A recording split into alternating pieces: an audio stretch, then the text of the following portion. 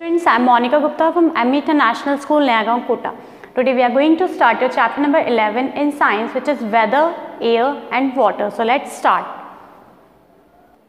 Okay, so chapter 11, weather, air and water. So in this chapter we have to learn about explain the importance of the sun in relation to weather. Sun की importance हमें study करना है in relation to weather. Weather से sun की क्या importance होती है. Discuss C breeze and land bridge. C breeze and land bridge क्या होता है ये हमने हमारी अर्लियर क्लासेस प्रीवियस क्लासेस में भी स्टडी किया. What is C breeze and what is land breeze. Define evaporation and condensation. Explain water cycle. Identify various types of precipitation. Precipitation के वेरियस टाइप्स हमें स्टडी करना है.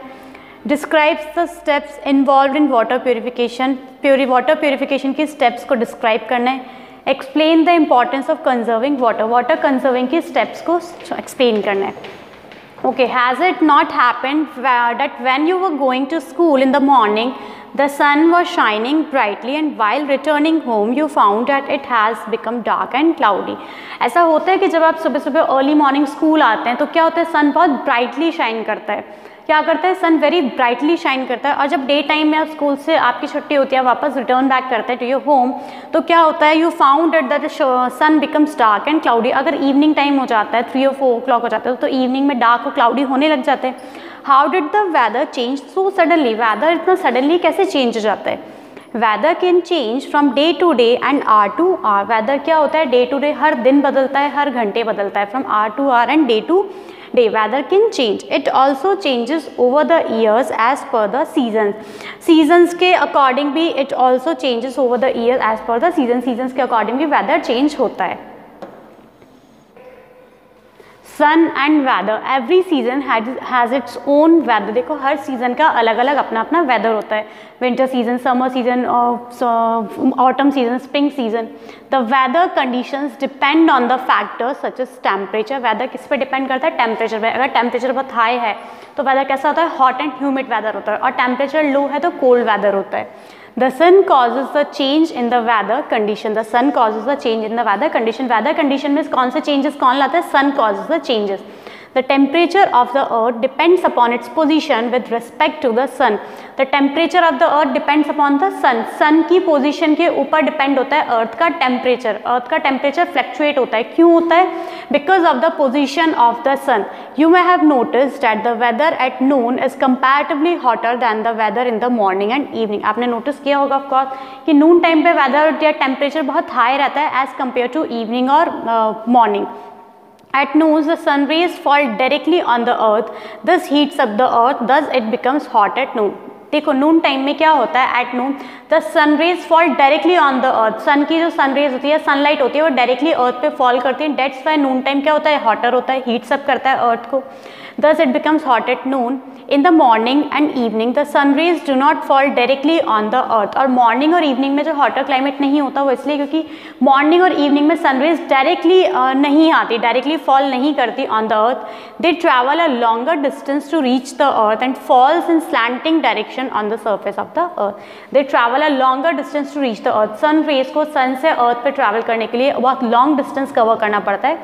And falls in slanting direction. जैसे आप slide करते हैं तो ये कैसा डायरेक्शन होता है, slant direction on the surface of the earth. Thus it becomes less hot in the morning and evening. इसीलिए मॉर्निंग और इवनिंग में लेस हॉट होता है as compare to noon. The earth is tilted at an angle to its axis while orbiting the sun. One hemisphere of the earth is closer to the sun. जब सन orbit करता है, सन अपने ही orbit में orbiting करता है, तो hemisphere of the earth is closer to the sun. Earth का hemisphere is closer to the sun and the other hemisphere is away from the sun. One hemisphere is closer to the sun and the other hemisphere is away from the sun. It means earth का first जो part सन के direction में है वो तो क्या होता है, is closer to the sun, और जो नहीं है वो है is away from the sun. The part of the earth that is closer and in front of the sun has summer season. The part of the earth that is closer and in front of the earth has summer season. Summer season कब होता है, जब अर्थ का एक part वो सन के closure और उसके फ्रंट में होता है, तो वो सीजन होता है summer season. During summer the days are longer and warmer. Summer seasons में क्या होता है, डेज कैसे होते हैं, लॉन्गर होते हैं एंड वार्मर होते हैं। गर्मी का जो सीजन होता है, आपके समर सीजन होता है, उसमें क्या होता है, डेज काफ़ी लॉन्ग होते हैं और विंटर सीजन्स में डेज शॉर्ट होते हैं। So during summer seasons days are longer and warmer, during winter the days are shorter and colder. अभी विंटर सीजन है हमारा, तो विंटर सीजन में क्या होता है, डेज बहुत शॉर्ट होते हैं और कोल्डर भी होता है। सुबह सुबह ठंड रहती है, शाम को दिन में हर टाइम ठंड रहती है। ये क्या होते हैं, सीजन्स होते हैं। The heat of the sun causes wind to blow from one place to another. The wind blows from cold regions to warm regions on the earth. Wind किस डायरेक्शन में ब्लो करती है, from cold regions to warm regions. ठंडी जगह से गर्म जगह में wind blow करती है on the earth. The air present near the surface of the earth is heated by the sun. Earth surface पे जो एयर प्रेजेंट होती है which is heated by the sun, sun की सनरे से, sunlight से heated up हो जाती है एंड बिकम्स लाइटर। इसीलिए हवा कैसे चलती है, बहुत हल्की चलती है। This warm air rises up, the cool air from the colder regions come in to take the place of warm air. The sun rays falling on the surface of water increase the rate of evaporation that leads to the formation of water vapor. Earth water के surface पे sun rays का fall होना, sunlight का या sun rays का fall होना water के surface पे, वो क्या करता है, इवेपोरेशन की रेट को इंक्रीज करता है। इवेपोरेशन रेट इंक्रीज होती है जिससे क्या होता है, वाटर वेपर का फॉर्मेशन होता है। Its leads to the formation of cloud. जब वाटर वेपर का फॉर्मेशन हो तो वाटर ड्रॉपलेट्स कंबाइनली क्या फॉर्म करते हैं, क्लाउड्स फॉर्म करते हैं। And that is why some days are cloudy and others are sunny. इसीलिए क्या होता है, कुछ डेज क्या होते हैं, क्लाउडी होते हैं और कुछ डेज सनी होते हैं। Heat of the sun causes wind to blow, और सन की हीट ही कॉज करती है wind to blow from colder regions to warmer regions. Now air is all around us, हमारे आसपास हर जगह एयर है। You can feel the air, you can not see it but you can always feel the air. It is a mixture of gases such as nitrogen, oxygen, carbon dioxide and water vapors. Air किसका mixture होता है? Air is a mixture of nitrogen, such gases such as nitrogen, oxygen, carbon dioxide and water vapors. Air also contains dust, smoke and germs. Air क्या contain करता है? Air में dust भी होता है, smoke भी होता है and germs भी होता है. If we look at the composition of air, 78% consists of nitrogen, 21% consists of oxygen and remaining 1% consists of other gases. If I ask you a question that 78% is of which composition, it means 78% of air consists of nitrogen and 21% or 20.9 or 21% air consists of oxygen and remaining 1% consists of other gases. Other gases includes carbon dioxide, argon, helium and water vapor. Name the gas that we need to breathe in. हम कौन सी gas को breathe in करते हैं? Of course we need oxygen to breathe in. Name the gas that plants need from the air to make food. Plants को कौन सी air चाहिए होती है to make their food? Carbon dioxide चाहिए होता है to make their food. और plants oxygen release करते हैं, तब हम oxygen को breathe करते हैं. Name the gas present in the air in the maximum quantity. Now you have to name the gas which is present in the air in the maximum quantity. ये अभी देखो air का composition है, maximum quantity में air में कौन सी gas है, which is nitrogen, which is 78%. The blanket of air surrounding the earth is called atmosphere. The blanket of air surrounding the earth, earth को जो air surround करके रखती है वो layer होती है atmosphere, and we all know moving air is called wind. Breeze, gentle and pleasant wind is called breeze. We all know what is a breeze. When gentle and pleasant wind, जब भी बहुत ठंडी और अच्छी हवा चलती है वो उसको हम क्या बोलते हैं, which is breeze. Some coastal regions that are closer to large water bodies such as sea and oceans observe a unique natural phenomena.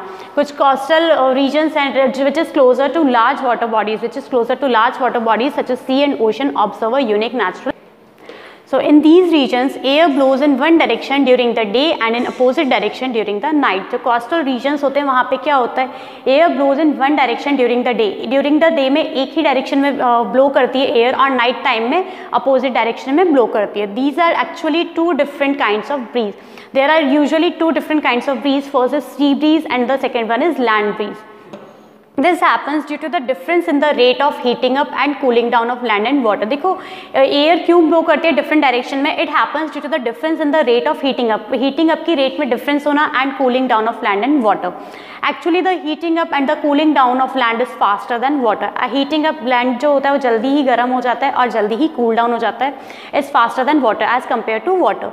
This results in the formation of sea breeze and land breeze. और यही इसी का रिजल्ट होता है कि sea breeze and land breeze दो type की और विंड्स हैं हमारे. We all know fast and strong wind is called storm. Fast and strong wind को हम क्या कहते हैं, स्टॉर्म, जिसमें अपरूटिंग ऑफ ट्रीज हो जाती हैं, काफ़ी सारी प्रॉब्लम्स हो जाती हैं.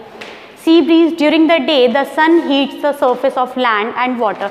सी ब्रीज में क्या होता है, डे टाइम पे क्या होता है, the sun heats the surface of land and water. Sun क्या करता है, लैंड का सर्फेस को हीट अप कर देता है, वाटर के सर्फेस को हीट अप कर देता है। The air above the land heats faster than the air above the sea. The air above the land heats faster than the air above the sea. Air land जो है वो जल्दी heat up हो जाता है as compare to air above the sea. Therefore the air above the land is warmer, इसीलिए जो land की एयर होती है वो वार्मर होती है as compare to the air of sea. Since warm air is lighter than the cool air it rises up. क्या होता है, warm air is lighter than the cool air it rises up, इसीलिए क्या करती है, warm air काफ़ी ज़्यादा lighter होती है, that's why it rises up. The cool air above the sea blows towards the land and takes its place. The cool air blows from the sea to the land, इसीलिए cool air blows from the seas to the land and this is called sea breeze. It blows during the day. Sea breeze blows during the day. Land breeze during the night. The land cools faster than the sea. Okay, night time पे क्या होता है, land जल्दी ठंडा हो जाता है as compared to the sea. Land cools faster than the sea. The warm air above the sea rises up and the warm air above the sea rises as the air above the land heats faster than the air above the sea. But यहाँ पे क्या है, the warm air above the sea rises up, the cool air above the land blows towards the sea and takes its place. Thus the cool air begins to blow from the land to the sea. और cool air कहाँ पे blow करती है, blow from the land to the sea. Cool air का direction क्या होता है, it blows from the land to the sea. This is called land breeze. When cool air blows from the sea to the land, it is called sea breeze. And when cool air blows from the land to the sea, it is called land breeze and it blows during the night while sea breeze blows during the day.